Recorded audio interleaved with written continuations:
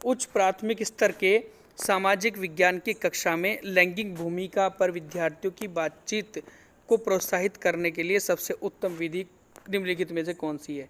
तो option number first है हमारा अनुभव पर निर्देशित चर्चा करना, विशेषज्ञों के द्वारा व्याख्यान करना। उसके बाद हमारा क्या आता है कि इसमें प्रदर्शनी जो हमारी होती है, प्रदर्शनी में जाना, विद्यार्थियों के द्वारा इंटरनेट से में ढूंढना। तो इसका सही आंसर क्या होगा? लैंगिक भूमिका पर जब हम लोग विचार करते हैं तो यहाँ पर अनुभव पर निर्देशित चर्चा करना, जो हमारे एक्सपीरियंस है, एक्सपीरियंस से हम लोग सीखेंगे, है ना। लैंगिक जो हमारी एक भूमिका है या फिर जो भी भेदभाव हैं, पक्षपात होता है, वो नहीं होना चाहिए। वो सारी चीज़ें क्या होती है? अनुभव पर निर्देशित चर्चा करके होती है। नंबर नेक्स्ट क्वेश्चन, पोर्टफोलियो सतत एवं व्यापक मूल्यांकन का एक महत्वपूर्ण माध्यम है क्योंकि यह, देखो पोर्टफोलियो में एक प्रकार का रिकॉर्ड होता है, ये आपको पता ही है। तो यहाँ पर है कि पोर्टफोलियो सतत और व्यापक मूल्यांकन का एक महत्वपूर्ण माध्यम है क्योंकि यह क्या है?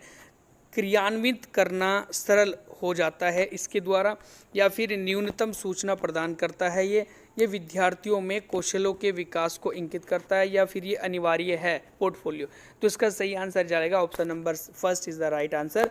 क्यों? क्योंकि जो हमारा पोर्टफोलियो होता है वो क्रियान्वित करना एक सरल हो जाता है। जब हम लोग पोर्टफोलियो बनाते हैं, एक रिकॉर्ड बनाते हैं, रिकॉर्ड में सारी चीज़ों को लिखा जाता है, क्या पढ़ाया, क्या नहीं पढ़ाया, क्या हमने पढ़ा, क्या लिखा है, क्या समझाना, तो क्या क्लास के स्टूडेंट थे, वो सारी की सारी जब हम लोग पोर्टफोलियो बनाते हैं तो ये क्रियान्वित करना हमारे लिए बिल्कुल आसान हो जाता है। नंबर नेक्स्ट क्वेश्चन है, कल्पना कीजिए कि आपको श्रीरंगपट्टनम के युद्ध, टीपू सुल्तान की मौत के बारे में खबर देने वाले दो पुराने अखबार मिलते हैं। ये जो अखबार है ना हमारे, ये जो हमें मिले हैं, ये एक अखबार ब्रिटेन का है और दूसरा मैसूर का है। दोनों अखबार के लिए इन घटनाओं के बारे में एक सुर्खी लिखिए, है ना। मतलब दोनों अखबारों के लिए इन घटनाओं के बारे में एक सुर्खी लिखिएगा। कक्षा 8 के इतिहास की पाठ्य पुस्तकों में क्रियाकलापों को शामिल करने का क्या कारण है? और ऐसे होता भी है, जो 6th क्लास 7th क्लास या 8th क्लास के हमारे बच्चे होते हैं, आज के टाइम में पढ़ रहे हैं, तो उनको इस तरीके से अखबार की कटिंग से संबंधित कुछ लिखने के लिए स्कूल में बुलाया जाता है, ठीक है। तो ऐसा क्यों किया जाता है ना, क्या कारण है इसका? तो ऑप्शन नंबर फर्स्ट है हमारा कि विद्यार्थियों में लिखने के कौशलों को विकसित करने के लिए, फिर विद्यार्थियों में विचारों की विविधताओं को, अवधारणाओं को विकसित करने के लिए। ऑप्शन नंबर थर्ड है ब्रिटेन के द्वारा राज्य में मिलाए जाने का अभिलेख तैयार करना, या फिर लोगों को ब्रिटिश नीतियों के बारे में बताना। तो इसका सही आंसर क्या चला जाएगा? Option number second is the right answer. क्यों? क्योंकि विद्यार्थियों में विचार की विविधता, विचार की मतलब जैसे भाई इसके विचार अलग थे, उसने अपने अखबार में से देख के कुछ चीज़ों को लिखा, किसी और बच्चे ने अलग तरीके से लिखा, उसके विचार अलग थे। तो विचार जो हमारी, उसकी डाइवर्सिटी हमें पता लगेगी, उसकी विविधता का, और उसकी अवधारणा, उसके कंसेप्ट को विकसित करने के लिए ये जो चीज़ें हैं यहाँ पर की जाती है। नंबर नेक्स्ट क्वेश्चन है, राष्ट्रीय पाठ्यचर्या की रूपरेखा एनसीएफ 2005 में सामाजिक विज्ञान के संदर्भ में सुझाती है कि बच्चे के विद्यालय का जीवन का मेल जो होना चाहिए वो क्या होना चाहिए? कक्षा के जीवन से होना चाहिए, बाहर के जीवन के साथ होना चाहिए, किताबी ज्ञान से जो होना चाहिए, या शिक्षकों की अपेक्षाओं के साथ होना चाहिए? तो इसका सही आंसर है option number second is the right answer, बाहर के जीवन के साथ होना चाहिए। नंबर नेक्स्ट क्वेश्चन है, सबसे उचित विकल्प को चुनिएगा। उच्च प्राथमिक स्तर के विद्यार्थियों को सामाजिक विज्ञान की परियोजना के तहत क्षेत्र भ्रमण करने के लिए कहा जाता है, जिससे क्या होगा? यह विद्यार्थियों के लिए भागीदारी बढ़ाता है और आनंदमय होता है।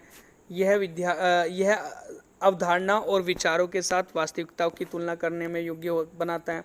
विद्यार्थी व्यस्त होते हैं, इसलिए शिक्षक अन्य कार्यों के लिए भी मुक्त हो जाते हैं। ऑप्शन नंबर फोर्थ है हमारा कि यह परियोजना पूर्ण करने की अनिवार्य आवश्यकताओं को पूर्ण करता है। तो इसका सही आंसर चला जाएगा हमारा option number first is the right answer. क्यों? क्योंकि यह विद्यार्थियों के लिए भागीदारी बढ़ाता है और आनंदमय होता है। नंबर नेक्स्ट क्वेश्चन है, क्रियाकलाप आधारित प्रश्न सामाजिक विज्ञान के पाठ को क्या करेंगे? मतलब जो एक्टिविटी बेस्ड हमारे क्वेश्चंस होते हैं वो एसएसटी के लिए क्यों ज़रूरी है? उसके बाद ऑप्शन नंबर फर्स्ट है हमारा कि लंबा बनाते हैं उसको, है ना। क्योंकि अभी क्वेश्चन आंसर हम लोग करेंगे इस तरीके से क्रियाकलाप वाले, तो उसको पाठ को लंबा बनाने के लिए, उसके बाद उसे आनंदमय बनाने के लिए, विस्तृत बनाने के लिए, या फिर उसे विवादास्पद करने के लिए, है ना। तो यहाँ पर ऑप्शन नंबर इसका हमारा चला जाएगा, third option is the right, second option is the right answer, ये सेकंड है यहाँ पर। तो second option is the right answer. क्यों? क्योंकि आनंदमयी बनाने के लिए जब क्रियाकलाप की जाती हैं, एक्टिविटीज़ की जाती है किताबों के अंदर भी, या फिर हम लोग मतलब नॉर्मली भी एक फिजिकली एक्टिविटी कर रहे हैं किसी क्लास के अंदर, किसी शिक्षण पद्धति को लेकर, तो ये एक आनंदमय बनाते हैं हमारे चैप्टर को, टॉपिक को। नंबर नेक्स्ट क्वेश्चन है, लोकतांत्रिक संस्थानों के प्रति विद्यार्थियों में दोषदर्शिता को रोकने के लिए निम्नलिखित में से कौन सा विकल्प सबसे उचित होंगे। तो यहाँ पर ध्यान रखेंगे कि जो हमारे लोकतांत्रिक संस्थान हैं, तो संस्थानों के प्रति विद्यार्थियों में जो हमारे दोषदर्शिता को रोकने के लिए निम्नलिखित में से कौन सा विकल्प बिल्कुल उचित होगा।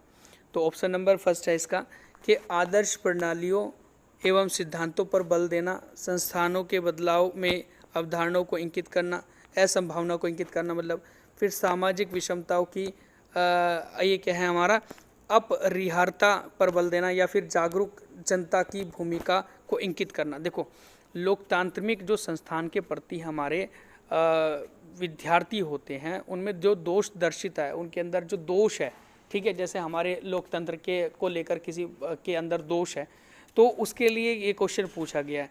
तो यहाँ पर क्या होगा कि जागरूक जनता की भूमिका को इंगित करना, जो हमारी जागरूक जनता है उसकी भूमिका को हमने इंगित करके बताया कि हाँ भाई देखो, इन लोगों ने इस तरीके से किसी व्यक्ति को चुना था और वो राजा हमारे लिए बिल्कुल सही काम कर रहा है, ठीक है। तो इस प्रकार से हम लोग बहुत सारी चीज़ें कर सकते हैं कि ऑप्शन नंबर इसका बिल्कुल, एक तो पहला सही जाएगा, डी ऑप्शन इसका बिल्कुल सही जाएगा, ठीक है, और एक बिल्कुल ऑप्शन नंबर फर्स्ट इसका बिल्कुल सही जाएगा, क्योंकि आदर्श कार्य प्रणाली एवं सिद्धांतों पर बल देना, तो इसका सही आंसर हो जाएगा। ए और डी बिल्कुल सही आंसर है इसका, option number B is the right answer. Number next question है, निम्नलिखित में से कौन सा उष्णकटिबंधीय घास स्थल है, मतलब कौन सा ट्रॉपिकल ग्रासलैंड है, ये करके क्वेश्चन पूछा गया है। तो which one of the following the tropical grassland, तो क्या सवाना है, स्टापिस है, डाउन्स है, पंपास है, तो इसका सही आंसर हो जाएगा ऑप्शन नंबर बिल्कुल फर्स्ट सही आंसर है, क्योंकि सवाना घास का मैदान हमारा पूर्वी अफ्रीका के अंदर स्थित है और वो ट्रॉपिकल जोन में आता है। स्टेपिस जो है हमारा एशिया और यूरोप के मतलब बीच में आता है, यूरोप जिसे यूरेशिया के अंदर कहा जाता है। फिर डाउन्स हमारा है जो अर्जेंटीना में, पंपास हमारा अर्जेंटीना में है, और डाउन्स हमारा पड़ जाएगा ऑस्ट्रेलिया के अंदर, ठीक है। नंबर नेक्स्ट क्वेश्चन है, खाद्य सुरक्षा के विषय में निम्नलिखित कथनों ए और बी पर विचार कीजिएगा और सही उत्तर का चयन कीजिएगा। तो क्या इसका सही आंसर जाएगा हमारा, तो कृषि के विकास का चरम लक्ष्य सुरक्षा को बढ़ाना है।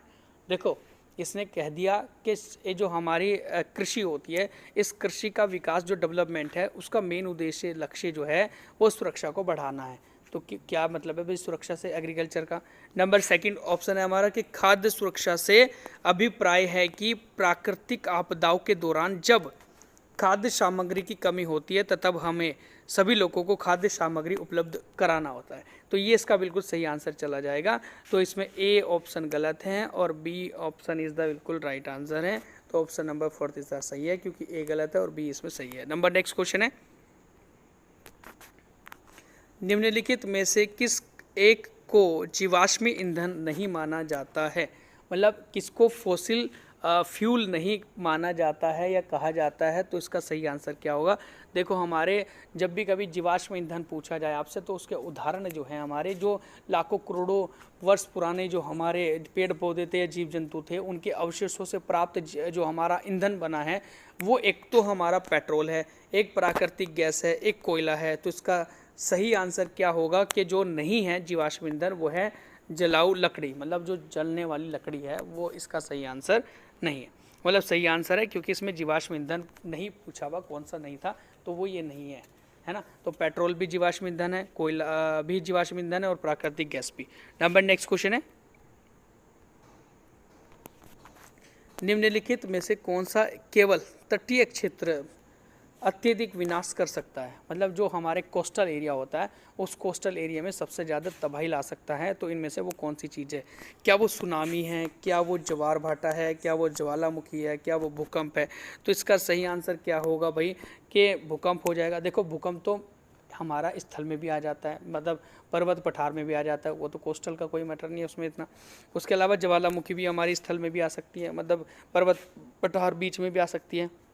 ज्वार भाटा और जो सुनामी आती है हमारी, जो पानी के तट पर आती है, ज्वार भाटा नॉर्मल होती है लेकिन सुनामी बहुत खतरनाक होती है, जो विनाशकारी होते हैं। ऑप्शन नंबर इसका फर्स्ट चला जाएगा, सुनामी, है ना, ये सबसे विनाशकारी होती है तटीय क्षेत्रों में। नंबर नेक्स्ट क्वेश्चन है, पृथ्वी की सबसे आंतरिक परत मुख्यतः बनी होती है। देखो पृथ्वी जो होती है हमारी, जो गोलाकार हमारी जो पृथ्वी है, इसके अंदर सबसे कोर पार्ट होता है ये वाला, आंतरिक परत जो बनी होती है वो किसकी बनी होती है? मतलब हमारे जो कोर होता है ना, इनर कोर, उस इनर कोर के अंदर कौन कौन से एलिमेंट या कौन कौन से तत्व पाए जाते हैं? तो कौन से हैं भाई? क्या वो सिलिका या लोहा होता है, क्या वो निकिल एल्यूमिना होता है, या फिर सिलिका एल्यूमिनियम होता है, या फिर निकिल लोहा होता है?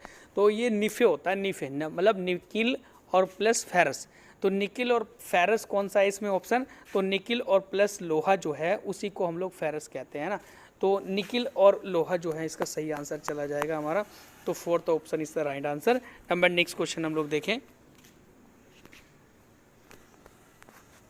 जनपद पंचायत के अंतर्गत आते हैं, क्या क्या चीज़ें जनपद पंचायत के अंदर आती है? तो क्या जिला परिषद होती हैं इसके अंदर, क्या कई नगर पालिकाएं वार्ड होते हैं, या कई ग्राम सभाएं होती हैं, या कई ग्राम पंचायतें होती हैं? तो इसका सही आंसर क्या चला जाएगा भाई? जनपद जो पंचायत होता है इसके अंदर कई सारी जो हमारी ग्राम पंचायतें होती हैं, ये इसका बिल्कुल सही आंसर चला जाएगा। ठीक है, नंबर नेक्स्ट क्वेश्चन है,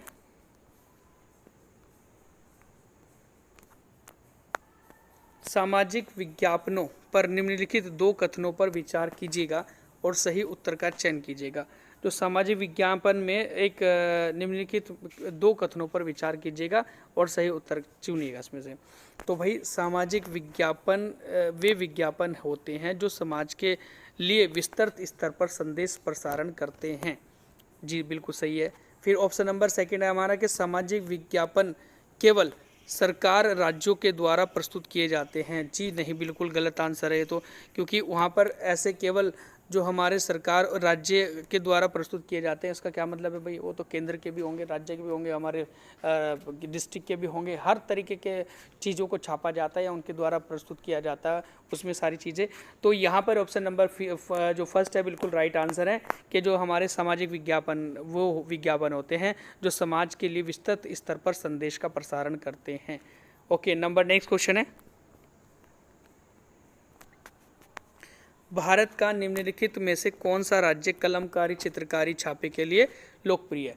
मतलब कौन सी राज्य के अंदर कलमकारी चित्रकारी होती है? तो वो आप लोग सही आंसर देंगे हमें। क्या तमिलनाडु में है, क्या आंध्र प्रदेश में, क्या कर्नाटक में, क्या पंजाब में है? तो इसका सही आंसर हो जाएगा option number A, option number B is the right answer. Andhra Pradesh में कलमकारी जो है चित्रकारी प्रस्तुत है ना। कपड़ों पर एक विशेष प्रकार की चित्रकारी की जाती है, कलमकारी चित्रकारी कही जाती है। नंबर नेक्स्ट क्वेश्चन है, लगभग 2000 वर्ष पूर्व निम्नलिखित में से कौन से शासक रेशम मार्ग पर नियंत्रण रखने के लिए सर्वाधिक प्रसिद्ध थे? तो इसका सही आंसर क्या होगा? देखो रेशम मार्ग जो कहा जाता है वो चीन से होकर भारत आता है रास्ता, जो सिक्किम में पड़ता है। जैसे आपने सुना होगा कि नाथुला दर्रा, सुना है हमने? नाथुला दर्रा सिक्किम के अंदर है। तो जो पहले कभी रेशम मार्ग के लिए प्रसिद्ध था 2000 वर्ष पहले, तो और उत्तर भारत में शासन हुआ करता था कुषाणों का। ठीक है, तो कुषाणों का इसके ऊपर राज हुआ करता था, या पूरा का पूरा जो कंट्रोल हुआ करता था वो कुषाण वंश का हुआ करता था। तो कुषाण इसका सही आंसर चला जाएगा, ऑप्शन नंबर हमारा फर्स्ट। नंबर नेक्स्ट है, सहायक संधि के संदर्भ में ईस्ट इंडिया कंपनी ने राज्यों मतलब हमारे स्टेट्स के भारतीय शासकों को बाध्य कर दिया गया था। तो बाध्य कर दिया गया था, ठीक है। तो इसमें सही आंसर क्या होगा? क्या सटीक आंसर है? क्या उसके अंदर स्टेटमेंट दी गई है जो एक हमारी सहायक संधि से रिलेटेड है? देखो सहायक संधि का मतलब होता है एक हमारे जो सब्सिडरी अलाइंस हुआ करती थी एक प्रकार से, जो लॉर्ड वेलेस अली के द्वारा चलाई गई थी, और ये उस समय बंगाल के गवर्नर जनरल थे इस प्रकार से। तो इन्होंने क्या करा था कि भारतीय राज्यों को अपने साम्राज्य में विलय करने के लिए एक सहायक संधि की शुरुआत करी थी। तो इसमें क्वेश्चन पूछा गया कि क्या सहायक संधि से संबंधित चीज़ें हैं। तो देखो भाई, मैं बिल्कुल सटीक आंसर इसका बता दूं आपको, क्योंकि यहाँ पर जो है बहुत ज़्यादा चीज़ें दी गई है, आप लोग पढ़ भी सकते हो, लेकिन मैं बताऊं इसको कि इसके आधार पर भारतीय राज्यों ने अंग्रेजों के हाथों अपनी संप्रभुता खो दी थी। जी बिल्कुल सही है, जो अपनी संप्रभुता थी, अपनी आज़ादी थी, अपनी खुद का एक अस्तित्व था, वो खो दिया गया था भारतीय राज्यों ने अंग्रेजों के हाथों में जब अपना साम्राज्य सौंप दिया था। नंबर नेक्स्ट है हमारा ऑप्शन नंबर 4 इसमें, इसे 1798 से 1805 तक भारत के गवर्नर जनरल है ना लॉर्ड वेलेस अली के द्वारा बनाया गया था। ठीक है, ये भी बिल्कुल सही आंसर चला जाएगा। तो ऑप्शन नंबर इसमें हमें छांटने थे और उसके बाद हमें first second third fourth fifth ऐसे करके ऑप्शन के सही सटीक आंसर देने थे। तो मैंने आपको बता दिया है यहाँ पर ये दोनों के दोनों आंसर इसके बिल्कुल राइट है। नंबर नेक्स्ट क्वेश्चन हम लोग देखें, बौद्ध ग्रंथ में बोधिसत्व का क्या अर्थ है। ठीक है, तो क्या वे लोग जिन्होंने निर्वाण या प्रबोध प्राप्त कर लिया गया है, क्या चीनी बौद्ध तीर्थकारियों को, ऐसे तीर्थ यात्रियों को ऐसा बोला जाता है, या क्या फिर बौद्ध विद्वानों को बोला जाता है, या बौद्ध की प्रतिमाओं को ऐसा कहा जाता है। तो इसका सही आंसर क्या जाएगा भाई, वे लोग, ऑप्शन नंबर फर्स्ट इसका सही जाएगा कि वे लोग जिन्होंने निर्वाण या प्रभुत्व प्राप्त कर लिया हो वो बोधिसत्व कहलाते हैं। नंबर नेक्स्ट क्वेश्चन है, पांडुलिपि और अभिलेखों पर निम्नलिखित दो कथन ए और बी पर विचार कीजिएगा और सही उत्तर का चयन कीजिएगा। बड़ा ही महत्वपूर्ण क्वेश्चन है। पांडुलिपि लिखी जाती थी जिसके अवशेष हमें नेपाल और बंगाल से प्राप्त हुए हैं, और अभिलेख आप सभी जानते हैं क्या होते हैं। तो इसमें दो ऑप्शन दिए गए हैं, दोनों ऑप्शन को हमने छांटना है कि क्या इसके सही आंसर होंगे। ठीक है भाई, तो यहाँ ऑप्शन नंबर फर्स्ट है कि पांडुलिपि प्राय ताड़पत्रों अथवा या ब्रुज, जो ब्रुज नामक वृक्ष की छाल होती थी से विशेष तरीके से तैयार भोजपत्र जो थे उन पर लिखी जाती थी। ठीक है, तो जो हमारे कह सकते हैं कि सीधा या तो भोजपत्र हुआ करते थे या फिर हम लोग कह सकते हैं ताड़ के पत्ते हुआ करते थे, उन पर लिखी जाती थी, तो उसे पांडुलिपि कहते हैं। जो पत्तों पर इत्यादि या फिर किन्हीं कह सकते हैं कि पत्थर के पत्र हुआ करते थे, लोहे के पत्र हुआ करते थे, छोटे बारीक है इस तरीके से, उन पर लिखी जाती थी। उसके बाद क्या है कि अभिलेख जो है वो पत्थर जैसी अपेक्षाकृत कठोर सतहों पर लिखे जाते थे। जैसे इंस्क्रिप्शन हमें मिले हैं कहीं पर पत्थरों के, अशोका के अभिलेख मिले हैं, तो वो पत्थरों पर लिखे गए थे। तो ये दोनों के दोनों इसका सही आंसर जाएंगे, ए और बी दोनों सही हैं। तो first option is the right answer. Number next question है, चोल साम्राज्य में सभा का सदस्य बनने के लिए निम्नलिखित में से कौन सी शर्त नहीं होती। तो ऑप्शन नंबर फर्स्ट है हमारा कि उनकी आयु या उम्र 25 में से या 25 से 70 वर्ष के बीच होनी चाहिए थी। क्या ऐसा सही था? ऑप्शन नंबर हमारा सेकंड है कि उनके पास अपना घर होना चाहिए था, उन्हें वेदों का ज्ञान होना चाहिए था, उन्हें भूमि का स्वामी होना चाहिए था जहां भूमि को वसूल सके या उसके भू राजस्व को वसूल सके। तो इसका सही आंसर हो जाएगा ऑप्शन नंबर हमारा फर्स्ट। क्यों? क्योंकि उसमें कोई उम्र की वैधता नहीं थी सदस्य बनने के लिए। कोई 15 साल का व्यक्ति था, बच्चा था, तो वो भी बनेगा।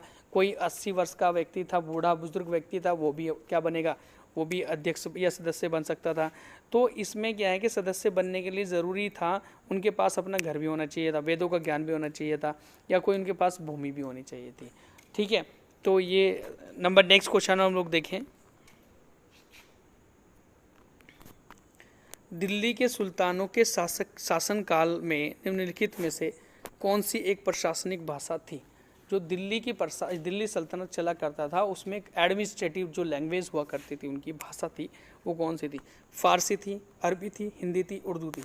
तो ये इसे पर्शियन भी कहते हैं फारसी को, तो फारसी भाषा इसका सही आंसर चला जाएगा। जो दिल्ली सल्तनत के जो शासक थे उनकी अपनी राज्य की भाषा जो थी वो फारसी थी। नंबर नेक्स्ट क्वेश्चन है, बेरिंग जल डमरू मध्य, देखो जिसे स्ट्रेट भी कहा जाता है, जब दो पानी आपस में मिलते हैं, दो जल राशि आपस में मिलती है और किन्हीं दो स्थल भागों को या मिट्टी वाले भागों को अलग करती है, उसे हम लोग जल संधि कहते हैं। तो जब दो जल आपस में मिल रहे हैं तो वो जल संधि कहला रही है। तो यहाँ पर पूछा गया कि बेरिंग जल संधि या बेरिंग जल डमरू मध्य किन को जोड़ता है, तो क्या वो प्रशांत महासागर अटलांटिक को जोड़ता है, क्या वो आर्कटिक या प्रशांत महासागर को जोड़ता है, क्या वो हिंद महासागर या प्रशांत महासागर को जोड़ता है, क्या वो अटलांटिक महासागर या हिंद महासागर को जोड़ता है। तो इसका सही आंसर चला जाएगा। देखो पहले तो मैं आपको बता दूं कि ये जो आर्कटिक महासागर है ना, ऊपर की ओर नॉर्थ जो पोल पर पड़ता है, और नीचे प्रशांत महासागर है ना, तो ये आपस में कनेक्ट हो जाते हैं और यहाँ पर दो स्थल भाग अलग हो जाते हैं कि एक तो रसिया जो है हमारा, इस साइड में रसिया जो है वो अलग हो जाता है, किससे, अलास्का से, ठीक है, अलास्का से अलग हो जाता है रसिया। तो यहाँ पर ये बेरिंग स्ट्रेट बन गया यहाँ, ठीक है। तो आर्कटिक महासागर और प्रशांत महासागर आपस में कनेक्ट हो रहे हैं। नंबर नेक्स्ट क्वेश्चन देखें, निम्नलिखित घास भूमियों में से कौन सी अमेरिकी के मूल निवासी रहते हैं, मतलब कौन सी घास की भूमि, कौन सी ग्रास लैंड के अंदर अमेरिका के जो मूल निवासी हैं, जिसे रेड इंडियन भी कहा जाता है, वो रहते हैं। तो क्या वो इस स्टैपी, ये स्टैपी हमारा ग्रास लैंड है यहाँ पर, है ना, तो क्या वो स्टैपी ग्रास लैंड में रहते हैं, क्या वो पंपास में रहते हैं, क्या वो वेल्ड्स में रहते हैं, क्या वो प्रेरी में रहते हैं। तो इसका सही आंसर हमारा क्या जाएगा, तो जो प्रेरी ग्रास लैंड है हमारा, तो प्रेरी ग्रास लैंड अमेरिका के अंदर पाया जाता है, एक प्रकार का विशेष घास का मैदान है, और ये जो अमेरिका में पाए जाने वाले प्रेरी घास के मैदान के अंदर ही अमेरिका के मूल निवासी रहते हैं। नंबर नेक्स्ट है, रचनात्मक मूल्यांकन कब किया जाता है। रचनात्मक मूल्यांकन क्या होता है भाई, तो ये एक प्रकार से रचनात्मक मूल्यांकन मतलब इवैल्यूएशन जो हमारा चल रहा है, फॉर्मेटिक असेसमेंट भी कह सकते हैं या इवैल्यूएशन भी कह सकते हैं। तो ये जो हमारा मूल्यांकन होता है ये चलता ही रहता है, मतलब जो हमारी शिक्षण अधिगम प्रक्रिया होती है उसके दौरान ही चलता रहता है, ठीक है। तो इसका सही आंसर चला जाएगा option number 3 is the right answer. Number next question है, कक्ष में पक्षपात, भेदभाव और पूर्वाग्रह, जो चीज़ें पता भी नहीं उसका ही आंसर देना शुरू कर दिया है ना, पूर्वाग्रह से कहते हैं। पूर्वाग्रह को उसके द्वारा दूर किया जा सकता है, किसके द्वारा दूर किया जा सकता है भला भाई, तो यहाँ पर सही आंसर क्या होगा कि मानवता पर एक व्याख्यान का आयोजन करके किया जा सकता है, उनकी बातों पर ध्यान न देकर, क्योंकि बच्चे एक न एक दिन जो है अपने आप उन्हें छोड़ देंगे। उसके बाद ऑप्शन नंबर 3 है कि सामाजिक वास्तविकताओं के विभिन्न आयामों के बारे में परिचर्चा करके या फिर संविधान के आमुखों को प्रदान करके। तो देखो संविधान के अंदर तो आर्टिकल्स लिखे हुए हैं, लेकिन वो चीज़ें हमें रियल लाइफ से नहीं जोड़ेगी ना, तो हम लोग क्या कर रहे हैं कि सामाजिक वास्तविकता जो है ना, ऑप्शन नंबर 3 इसका सही आंसर जाएगा कि जो सामाजिक वास्तविकता के विभिन्न आयाम होते हैं उनके ऊपर हम लोग परिचर्चा कर सकते हैं, चर्चा कर सकते हैं। इस द राइट आंसर हो जाएगा हमारा ये। नंबर नेक्स्ट क्वेश्चन हम लोग देखें, तो बहुत ही महत्वपूर्ण क्वेश्चन है जो एसएसटी के एग्ज़ाम में कई बार ऐसे पूछा गया है, प्रैक्टिस सेट में भी आपको मिल जाएगा। तो ये क्वेश्चन है हमारा कि जो एक तवा मत्स्य संघ है, जो मछुआरों की सहकारी समितियों का एक संघ है, जो जंगलों से विस्थापित निवासियों, जो जंगलों से हटाए गए निवासी हैं, उनके अधिकारों के लिए लड़ता है या उनके अधिकारों को दिलाने की कोशिश करता है ना। तो ये जो संघ है वो कौन से राज्य में पाया जाता है, तो वो उत्तराखंड में है क्या, ये झारखंड में है क्या, क्या छत्तीसगढ़ में है क्या, मध्य प्रदेश में। तो इसका सही आंसर हो जाएगा ऑप्शन नंबर हमारा 4 is the right answer. Madhya Pradesh के अंदर तवा मत्स्य संघ है, जो मछुआरों की सहायक एक सहकारी समिति का एक संघ है, ठीक है। और इसमें क्या है, ये जो हमारे सतपुड़ा के जो पर्वत हैं या फिर जहाँ पर ये जंगल थे, उन जंगलों के अंदर जो रहने वाले लोग थे, है ना, जंगली लोग थे, तो उनको वहाँ से हटा दिया गया था, उन्हें वहाँ से विस्थापित कर दिया गया था, तो उनके अधिकारों के लिए लड़ाई लड़ता है। नंबर नेक्स्ट क्वेश्चन है, संविधान के अनुच्छेद 22 में उल्लेखित फौजदारी दंड कानून के अंतर्गत प्रत्येक गिरफ्तार व्यक्ति को निम्नलिखित में से कौन सा मौलिक अधिकार नहीं है। तो देखो कई सारे मौलिक अधिकार हमें हैं प्राप्त, जो आर्टिकल नंबर हमारा 22 है, लेकिन इनमें से कौन सा एक ऐसा है जो नहीं है ना। तो ऑप्शन नंबर फर्स्ट है हमारा कि पुलिस हिरासत में दिए गए इकबालिया बयान को आरोपी के खिलाफ सबूत के तौर पर इस्तेमाल किया जा सकता है। जो पुलिस हिरासत में दिए गए कोई बयान था, इस तरीके से कुछ भी था बयान, तो उसे आरोपी के खिलाफ जो है वो सबूत के तौर पर प्रस्तुत किया जा सकता है। देखो ऐसा नहीं है, क्योंकि वहाँ पर एविडेंस बिल्कुल रियल एविडेंस चाहिए होते हैं, तो वो होने चाहिए। तो ये तो भाई बिल्कुल इसमें है नहीं, ठीक है, ये तो है नहीं। तो अगर हम लोग देखें अनुच्छेद नंबर 22 के अंदर और क्या क्या चीज़ें हैं वैसे, कि गिरफ्तारी के दौरान या हिरासत में किसी भी तरह के दुर्व्यवहार या यातना से बचने का अधिकार हमें भारतीय लोगों को है। मतलब जो भी दुर्व्यवहार करते हैं पुलिस वाले किसी भी मतलब अंदर किसी भी गिरफ्तारी के अंदर, तो उसका एक हम बचने का अधिकार हमें है, हम लोग पूरी तरीके से बच सकते हैं, क्योंकि ये कॉन्स्टिट्यूशन में लिखा हुआ है। उसके बाद है कि गिरफ्तारी के समय यह जानने का अधिकार भी हमें है कि गिरफ्तारी के कारण क्या है, कि गिरफ्तारी क्यों की जा रही है, है ना। उसके बाद ऑप्शन नंबर है हमारा कि गिरफ्तारी के 24 घंटे के भीतर मजिस्ट्रेट के समक्ष पेश होने का भी अधिकार दिया गया है कॉन्स्टिट्यूशन में। तो ये तीनों के तीनों जो नीचे के हैं ये तो बिल्कुल सही है भाई। और इसमें पूछा गया था गलत, गलत हमारा ऊपर वाला ऑप्शन नंबर फर्स्ट जो है वो गलत हो जाएगा। नंबर नेक्स्ट क्वेश्चन है,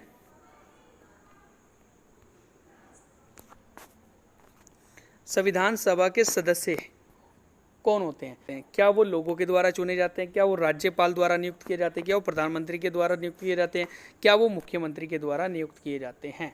तो इसका सही आंसर क्या होगा भाई? भाई जनता के द्वारा ही चुने जाते हैं। लोकसभा के भी और विधानसभा के सदस्य दोनों के दोनों जनता के द्वारा चुने जाते हैं। विधानसभा के सदस्यों के द्वारा मुख्यमंत्री बनाया जाता है, और लोकसभा के सदस्य जब चुन कर जाते हैं तो उससे प्रधानमंत्री बनाया जाता है, ठीक है।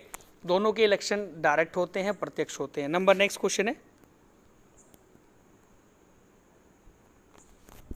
गठबंधन सरकार से अभिप्राय क्या है? अलायंस गवर्नमेंट जो होती है उसका क्या मीनिंग है? जब गठबंधन होता है, आपने देखा एक सरकार दूसरी सरकार के साथ मिलकर, या मतलब एक पार्टी किसी दूसरी पार्टी के साथ मिल जाती है, तो ऐसा क्यों होता है? देखो ऑप्शन नंबर फर्स्ट है कि चुनाव के बाद किसी, देखो यहाँ पर ऑप्शन नंबर जो बिल्कुल फर्स्ट दिया गया है कि चुनाव के बाद किसी भी दल को स्पष्ट बहुमत न मिलने की स्थिति में दो या दो से अधिक राजनीतिक दल के बीच में सत्ता की साझेदारी हो जाती है।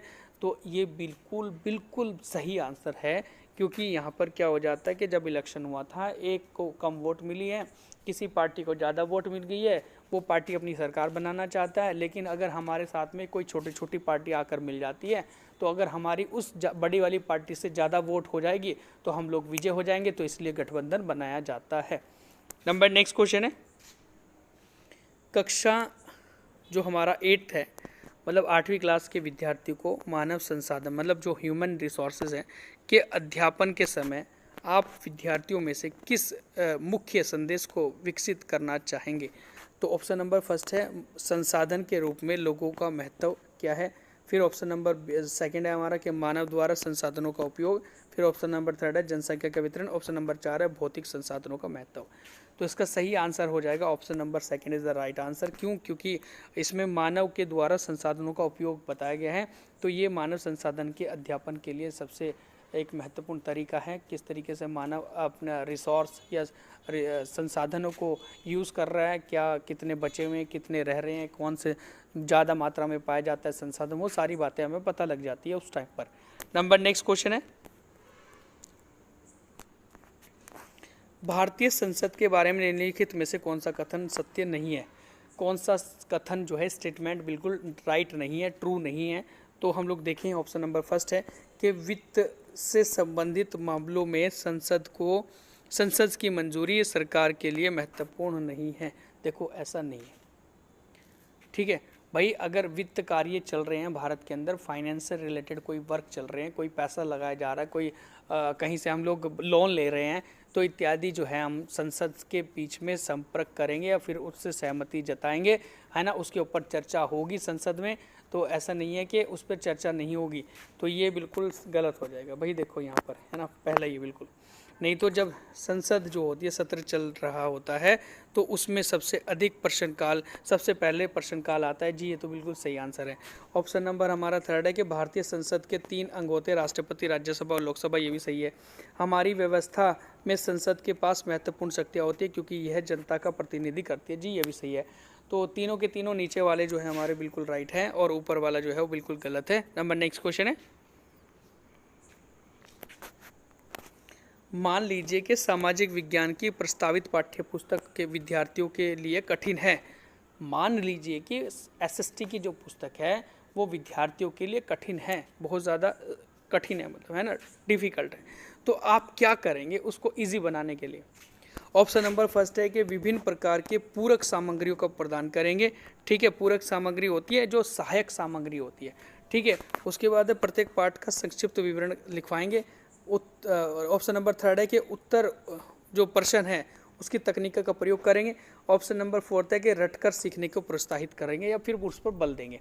तो इसमें क्या सही आंसर चला जाएगा? आंसर इसमें बिल्कुल सही जाएगा, option number first is the right answer, क्योंकि विभिन्न प्रकार के पूरक जो सहायक सामग्री होती है उसका प्रयोग करेंगे हम। नंबर नेक्स्ट, स्थानीय समाचार पत्र मौसम की जानकारी का संग्रहण किस प्रकार का एक उदाहरण है? देखो, समाचार पत्रों के ऊपर भी क्वेश्चन है, क्योंकि ये मैंने आपको सिलेबस में बता दिया था और ये आता भी है हर एक पेपर में। इस प्रकार से आपको पेपर में मिल जाएगा कोई ना कोई क्वेश्चन। तो यहाँ पर क्या है कि स्थानीय समाचार पत्र में मौसम की जानकारी का संग्रहण किया गया था। तो ये जो है किस प्रकार का उदाहरण है? क्या प्राथमिक उदाहरण है प्राथमिक समाचार पत्र का, या फिर एक सेकेंडरी का है, तृतीयक का है, टर्शरी का, या फिर ये प्राथमिक तृतीय दोनों का? तो इसका सही आंसर हो जाएगा इसमें ऑप्शन नंबर बी। ये एक हमारे सेकेंडरी जो माध्यमिक होते हैं उसका उदाहरण है, क्योंकि प्राथमिक अखबारों के अंदर तो हमारा एक राष्ट्रीय हित में या राष्ट्रीय स्तर पर क्या किया जाता है, अंतर्राष्ट्रीय स्तर पर जो है सुर्खियाँ दी जाती है, और ये है हमारा कोई स्थानीय मौसम के बारे में बताया जा रहा है। तो द्वितीयक पत्र में इसका वर्णन किया जाएगा। तो इसका आंसर चला जाएगा option number second is the right answer. Number next question है, प्राथमिक स्तर पर इतिहास शिक्षण का सबसे महत्वपूर्ण और प्रभावी तरीका क्या है? मतलब इतिहास को पढ़ाने का सबसे अच्छा एक महत्वपूर्ण तरीका क्या है प्राथमिक स्तर पर? तो व्याख्या या करना, मतलब व्याख्या करना या व्याख्या पद्धति जो है हमारी, एक्सप्लेनेशन। उसके बाद है उत्तर जो प्रश्न है वो वाली पद्धति या चर्चा करना, या कहानी कथन पद्धति। तो इसका सही आंसर चला जाएगा कहानी कथन पद्धति इज द राइट आंसर। क्यों? क्योंकि कहानी कथन पद्धति में ही हम लोग इतिहास को भली भांति तरीके से समझा सकते हैं। नंबर नेक्स्ट क्वेश्चन है, जिस क्षेत्र में रहने वाले लोग मतदान अपना प्रतिनिधि चुनते हैं उसे क्या कहते हैं? देखो, जिस क्षेत्र में रहने वाले सभी मतदाता अपना प्रतिनिधि चुनते हैं, जो हम लोग होते हैं जो वोट डालते हैं उसे मतदाता कहते हैं। और सभी मतदाता अपना प्रतिनिधि का मतलब होता है अपने क्षेत्र को रिप्रेजेंट करने वाला व्यक्ति, चाहे वो विधायक हो, चाहे वो सांसद हो, चाहे वो मेयर हो, चाहे वो पार्षद हो। तो उन पार्षदों को जब चुनते हैं तो उस क्षेत्र को क्या कहते हैं? उस क्षेत्र को कहते हैं निर्वाचन क्षेत्र। ठीक है, B option is the right answer. Number next question है, देखो ये आज की क्लास का लास्ट क्वेश्चन है, 60वां क्वेश्चन है हमारा। और क्योंकि 60 क्वेश्चन आते हैं हमारे एसएसटी के पेपर में, उसी आधार पर ये आज की हमारी वीडियो थी 60 क्वेश्चनों की। तो इसमें हम लोग देखेंगे ज़रा 60वां क्वेश्चन कि एलोरा की गुफा जो है 15 का भित्ति चित्र जिसमें विष्णु को नरसिंह अर्थात पुरुष सिंह के रूप में दिखलाया गया है, जिस काल की ये कृति है? मतलब वो कौन से काल की कृति है जिसमें जो गुफा 15 का जो भित्ति चित्र है जिसमें विष्णु जी को नरसिंह अर्थात पुरुष सिंह के रूप में दिखाया गया है? तो वो क्या गुप्त काल की है भाई? क्या वो फिर गुर्जर प्रतिहार काल की है? क्या वो राष्ट्रकूट काल की है, या वो चालुक्य काल की है? तो इसका सही आंसर हो जाएगा option number third is the right answer. Rashtrakuta वंश के टाइम पर जो है एलोरा की गुफा 15 का भित्ति चित्र लिखा गया था या फिर बनाया गया था, जिसमें नरसिंह अथवा पुरुष सिंह के रूप में इसको दिखाया गया है। तो ये थे आज के महत्वपूर्ण क्वेश्चन। अगर आपको हमारी दी गई जानकारी अच्छी लगी तो प्लीज़, और हमारे द्वारा की गई ये मेहनत आपके लिए रंग लाएगी, तो हमारे चैनल को सब्सक्राइब करें और इस वीडियो को शेयर करें। And thank you so much.